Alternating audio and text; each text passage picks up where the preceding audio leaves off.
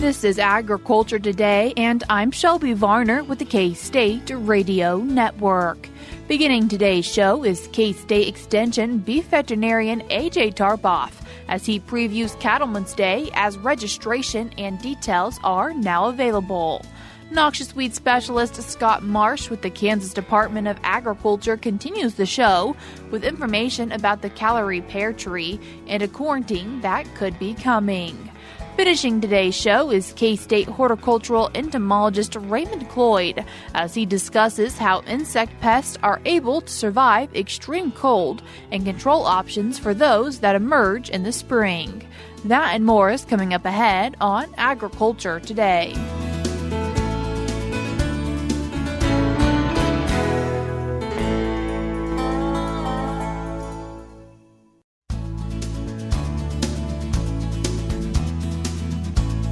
You're tuned in to Agriculture Today, and we start our Thursday show discussing Cattlemen's Day, which is exactly 1 month away. And then to talk about it, we're joined by K-State Extension Beef Veterinarian A.J. Tarpoff. A.J., thanks for joining us today. Always a pleasure to be on. A.J., March 1st is the 111th Cattlemen's Day here at Kansas State University, and a very exciting schedule for this year. It really is, and being the 111th, we've been doing this a long time. We have a great tradition of bringing producers to campus to keep them up to date with all key things happening here on campus, things that are happening in the industry, keeping them at the forefront of tools that are at their disposal, and then information that'll help them become better producers, make better decisions, and ultimately be more profitable. And the day for Cattlemen's Day kicks off with a trade show. It does.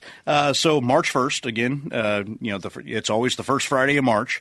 So it kicks off first thing in the morning that we have an excellent trade show, and we have coffee and donuts for everybody. But we've got our industry support, folks that, are in the area. If you want to learn about, just our industry support is absolutely amazing. So the trade show, come visit with vendors. You can see things, everything from catch corrals to hydraulic chutes to some of the pharmaceutical companies, all the different technologies that are out there. We have some excellent partners that come in for this trade show. Now, inside of the trade show, we will also have some research posters over on the east end of the arena, there in Weber Arena. So it's should be an exciting morning with great conversation, great coffee, great donuts. And after that trade show, having a welcome from someone who's not on the K-State Extension Beef team. So we are. So this is a special event, and this may hit home with some nostalgia for some folks. But this is the last Cattlemen's Day we're going to have the opportunity to have in Weber Arena. As many of you know, the Weber Arena is going to be coming down and going to be replaced, and we have a lot of building and plans coming up in the near future, and we'll have a new arena that's being built up by the Stanley Stout Center.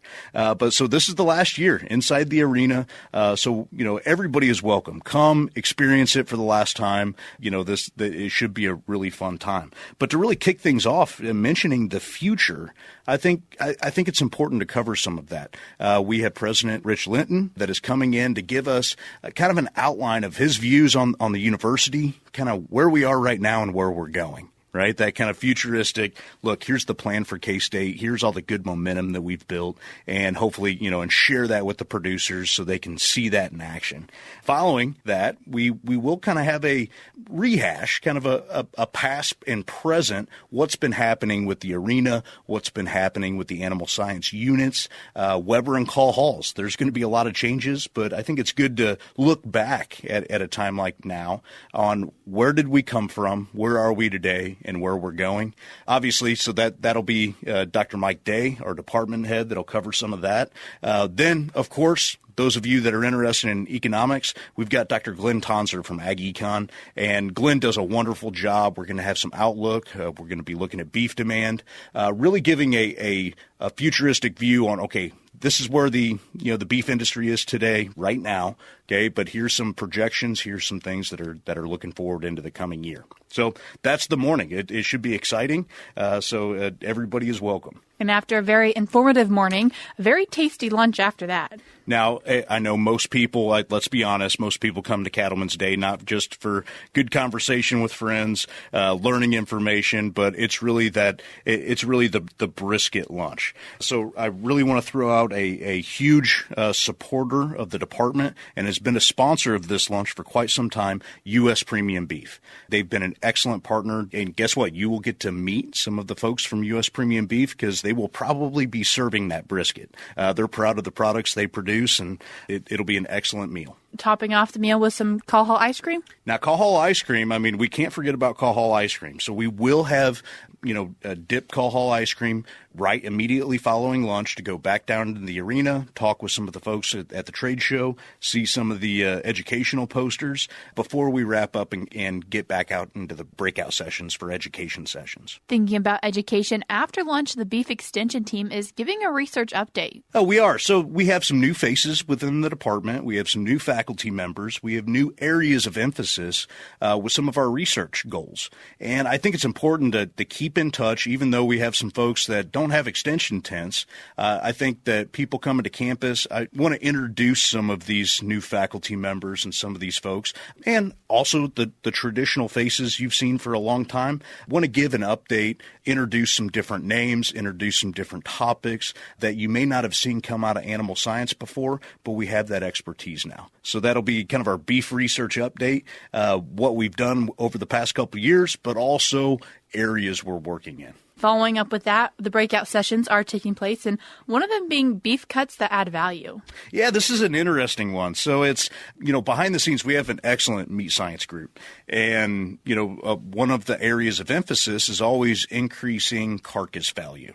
Well, how do we increase carcass value? Well, some of the lower quality cuts of meat, if we can find some research and find some ways to be able to increase the eatability and kind of the flavor and the taste and the texture of some of those lower cuts or what we consider lower quality cuts, we can do some amazing things. So with that, we've got some great work that's already been done. Dr. Michael Chow is going to be leading that. There might be some taste testing involved. So again, I know it's after lunch, but it gives you a glimpse on what our teams are working at to increase for our cattle producers. To keep in mind, folks are working on your behalf to increase the value of what you're producing. Something else the team is always working on is reproduction, and that's one of the other breakout sessions. Our reproductive sessions have always been extremely popular. Dr. Sandy Johnson, Dr. Nick Diaz, both of them, are going to share not only just a review of, reproductive technologies and strategies that are out there,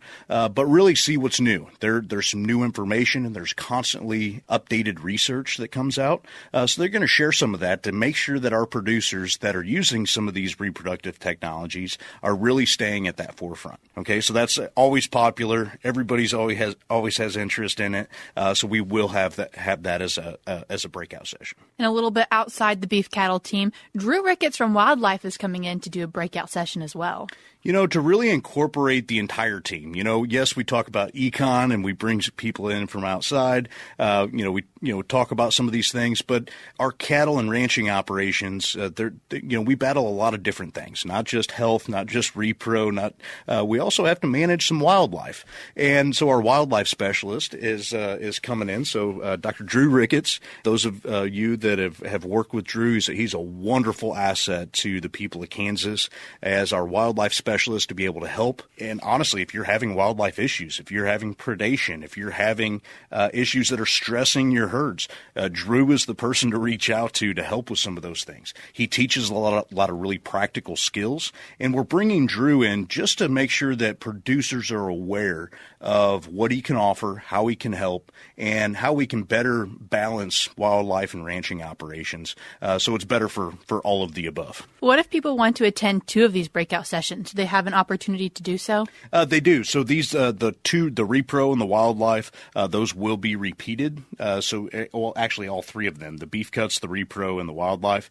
So you can pick 2 out of 3 and be able to attend 2 of those 3. So if a couple of those really spark your interest, you will be able to see multiple sessions. What does registration look like for Cattlemen's Day, AJ? Yeah, so registration, probably the easiest way to get registered is to go to our animal science website. So asi.ksu.edu, and we have a big events page. Not only Cattlemen's Day, but a lot of our other key animal science pages and events that we have for producers and youth, you name it. I think that events page from our animal science would be the easiest place. You can either, fill out all the information online. You can send emails to Katie Smith, or you can call. There's a lot of different ways to be able to get signed up, to be able to enjoy what should turn out to be a wonderful 111th Cattlemen's Day. How much is registration? Yeah, registration, just so everybody's aware, covers lunch, covers all the ice cream, everything. It's $25 to attend.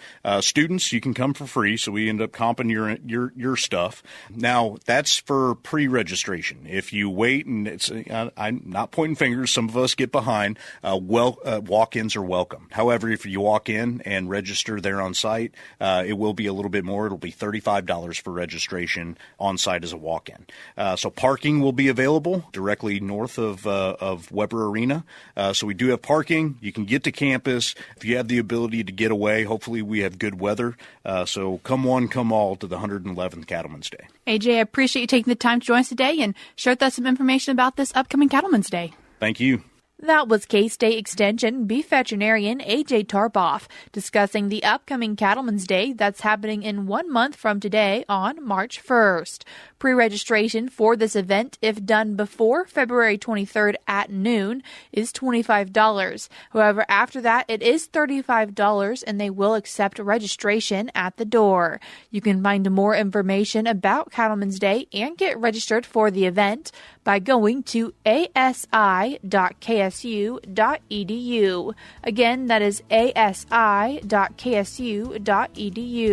I will link that in today's show notes on agtoday.net. We're cutting to a short break now on Agriculture Today, but we'll be back with more ahead.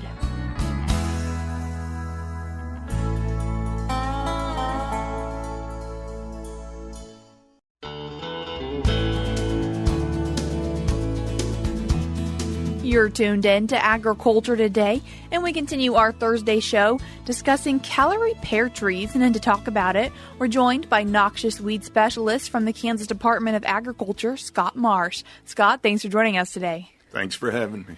Scott, can you tell us a little bit about the Callery Pear Tree? Yes, it's a very common ornamental species. A lot of people have planted it in their yard or their landscaping. Most people know it by the large amount of white flowers it produces in the spring, and then the small fruits it carries through the rest of the year, ending the year in the fall with some fairly bright red foliage and kind of dark green waxy leaves. So it's not the worst looking live landscape tree, but it does have a very particular odor. A lot of people have offered different descriptions of that odor, but none of them were good. It's fairly foul smelling, and so it has its pluses and its minuses. It also has some brittle branching, which can split off from the tree in wind and snow and rainstorms. And unfortunately, when the tree breaks, it produces a lot of sprouts from its shallow root system. Another downside to the tree as an ornamental. And this Callery Pear Tree, is it usually just seen in landscapes as a beautiful tree to be there? That was its intent, and that's where people planted it. But it is a highly invasive species, and it does spread into unmanaged areas like vacant lots and currently unused areas. It spreads to these distant areas mostly by birds eating the fruit and depositing the seeds elsewhere. But again, with the root sprouting, it does spread locally as well. You mentioned it being an invasive species, and so what issues and problems do you see it creating? When it does spread into unmanaged areas, it really takes over. It's not just the one tree that got accidentally spread there. It reproduces prolifically. So it builds up until it forms a monoculture, which means the only species growing in this area. It crowds out all the native and desirable species, eliminating the biodiversity in that area and reducing the amount of wildlife and that use the area. And so it's really detrimental to the environment. And we're calling it a Callery Pear Tree, but does it sometimes go by other names as well? It does. It has. It's been produced as various cultivars and varieties, most commonly known as a Bradford pear. Other names are Cleveland Select, Chanticleer, and Aristocrat. And there may be others too, but they all are Callery Pear trees. The Callery Pear Tree creating some issues, and the Kansas Department of Agriculture spending some time working on this. Yes, we've been working on this, on the tree, trying to spread the word for several years now. But the quarantine that we're working on, we've been working on for about a year now. What process are you guys in with the Kansas Department of Agriculture? Recently having a public hearing on this? Yes, we did. We started by coming up with the idea and working on language for a quarantine. But before we went any farther with the quarantine, we spoke with nursery growers throughout the state to see their thoughts on putting a quarantine together. And then once we got feedback from them, we went to the general public and requested input from them. We got more than 350 comments, which normally when we request this information, we get maybe a dozen. So it's been very important to the public. But then once we collected the informal public comments, then we held the public hearing, the official public hearing on it last week, and received a few more comments on it. And so that's where we are now. And you've mentioned a quarantine. So what does this quarantine process look like when it comes to the Callery Pear Tree? When or after the public hearing, it's up to us at the KDA to decide whether to hand the quarantine over to the secretary for his signature the way we wrote it, or to make changes based on the public comments, or not take it to him at all. And, of course, he can decide not to sign it if he so chooses. And so we are working on it at that level now.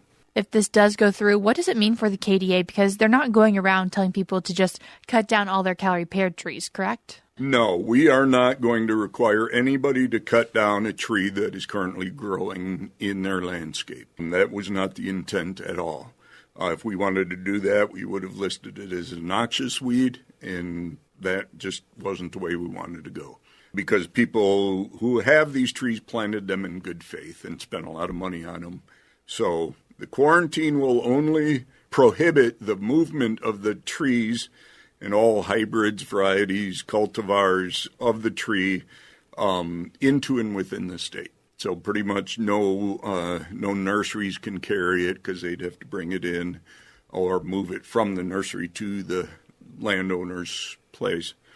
And so because of this restriction and because our stakeholders, the nursery growers, do still carry some of these trees, we decided, even though we will hope to have this quarantine put in place soon, the prohibitions on movement will not go into effect until January of 2027. So the nurseries and anybody else that has these trees with intent of moving them has this 3-year period to be able to move the trees, reduce their stocks, and so we're not creating this big need to destroy trees that they paid good money for.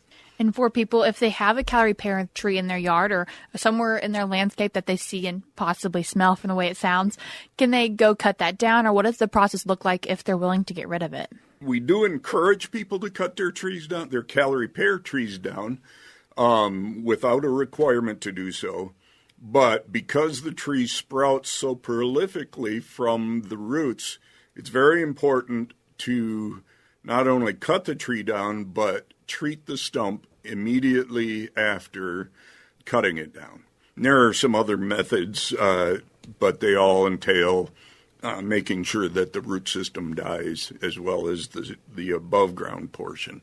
And we're going to be putting together some outreach material that outlines these various approaches to removing trees and identifying the trees and all that. So we're trying to make this as painless as possible for everybody. Is this something agriculture producers could be seeing in their pastures? They could. It depends, though. If it's a maintained pasture, there's less of a chance for it to become established than if it's an idle pasture. But the trees could easily get a start in a pasture from any time a bird flies over it and releases some seed, and the tree could start growing. So, keeping an eye out on what's growing in the fields, or even more importantly, upon the edges of fields where you're not regularly grazing or mowing or burning them. So does burning kill a Callery pear tree? No, burning just causes the sprouts to come up. It will kill the above ground portion, but it will sprout from the roots unless it was a very hot fire. If people are wanting to have maybe a pretty tree in their yard, do you have any recommendations? We do. It's another piece of outreach we're going to put together. Some of the species that would make good replacements or alternatives, if you're looking for a flowering species, are serviceberry, hackberry, eastern redbud, chokecherry, American plum, or elderberry. And there are some others. But I mention these because these are species that are also available from the Kansas Forest Service's Conservation Tree Program, which they can read about online or talk with a Forest Service employee. And so we're kind of working together to help replace these trees. So if people want to find out some more information or keep up to date with what's happening around the Callery Pear Tree quarantine, how can they do that? They can look on our website, agriculture.ks.gov. Right now, we don't have much on the quarantine. We're waiting to see if it gets finalized. But once it does, if it does, we will post a lot of information on there and make sure everybody understands their responsibilities under the quarantine. Wonderful. Scott, I appreciate you taking the time to join us today and share with us some information about the Callery Pear Trees. Thanks for having me. That was noxious weed specialist with the Kansas Department of Agriculture, Scott Marsh. You can keep up to date with what KDA is doing around the Callery Pear Tree by going to agriculture.ks.gov. If you'd like to learn more information about Callery Pear Trees, you can also do that by going to kansasforest.org.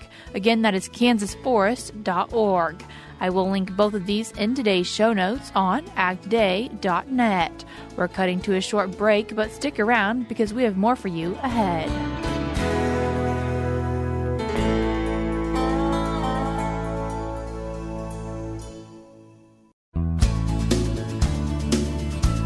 This is Agriculture Today. Along with Shelby Varner, I'm Jeff Wickman. There are a number of insect pests that overwinter in Kansas. While there are certain conditions that can impact the survival rate for overwintering insects, K-State horticultural entomologist Raymond Cloyd says insects have evolved mechanisms that allow them to overcome cold temperatures.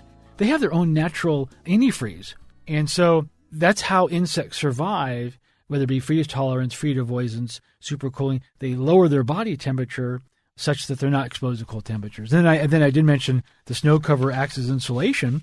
And what I thought I'd do for the audience to help them, let's go over some of the insects that are common and how they overwinter. So bagworms overwinters eggs in the bags. That's why we say if you remove the bags, the female bags, you remove eggs. Aphids overwinters eggs. Elm leaf beetle overwinters adults. They come into homes. Grasshoppers overwinters eggs in the soil. Spider mites overwinters eggs or adults on weeds. The Japanese beetle overwinters as larvae pupa in the soil. And eastern tint caterpillar overwinters as eggs. Other insects like scale, and I have an extension publication called Scale Insect Pest, and in there is a table of how they overwinter Most of them overwinter as fertilized females or immature females, but some overwinter as eggs. So in that publication, there's a chart entitled How Scale Insect Pests Overwinter, whether hard or soft scales. And the reason that's important is because if they overwinter as fertilized females immature, you can use dormant oils in the wintertime now through about March, and that will kill those. Now, the ones that overwinter as eggs, like oyster shell, pine needle, are not bothered by dormant oils because you'll kill the outer surface of the eggs, and that protects the ones inside. And so you want to know how the impact of cold temperatures will impact insects. It has to be below -10 for 2 weeks to really have substantial impact on most of the insects if there's no snow cover. If there's a snow cover, then there's that insulating factor. So what you're saying is we're still going to see all of these come springtime. Well, that depends. Let's pick a scenario. If all the snow melts and we get really, really cold temperatures between -10 and -15, that could have a substantial impact on the ones in the soil, but also the ones that overwinter as eggs on trees or overwinter in buildings or overwinter in fallen debris. Yeah. Interesting how they have this survival mechanism, and really it takes a lot, from what I'm hearing you say, it takes a lot to really impact the total population. Well, it does. Not only that, is the beneficial insects too. You know, if they don't survive, then when the insect pest emerge, there's no natural regulation of the populations, and so they'll take off sooner, explode. But also, another contingent factors are springs. If they're cold and rainy, that will delay emergence. Like last year, I think bagworms is 2 weeks, or if hot and dry, then that'll expedite the emergence. So all these factors, again, temperature and moisture, impact insect development, their life cycle, and when they're going to be present. And, of course, plants. The ones that feed on plants, they have to have leaves. So if the plants don't have leaves, they're not going to be out also. So that's plant phenology is another topic that is associated with overwintering cold temperatures. Is there a possibility then to get out early in the spring and take care of some of these problems early on? Yeah.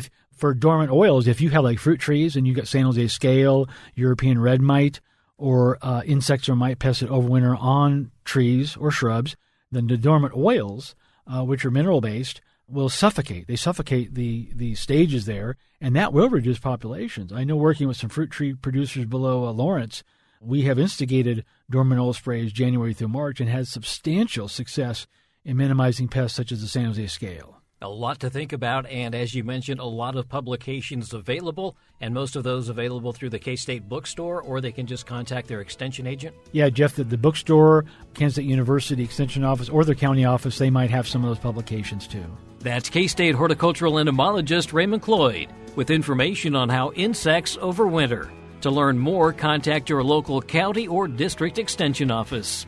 And this reminder to listen to the podcast version of Agriculture Today, visit agtoday.net, agtoday.net, or using an app on your mobile device, type these search keywords, Agriculture, Today, Kansas, and you'll find this program. By tapping the subscribe button, brand new episodes of Agriculture Today will automatically arrive on your device. That's agtoday.net. And that'll do it for this edition of Agriculture Today. For Shelby Varner, I'm Jeff Wickman. This is the K-State Radio Network.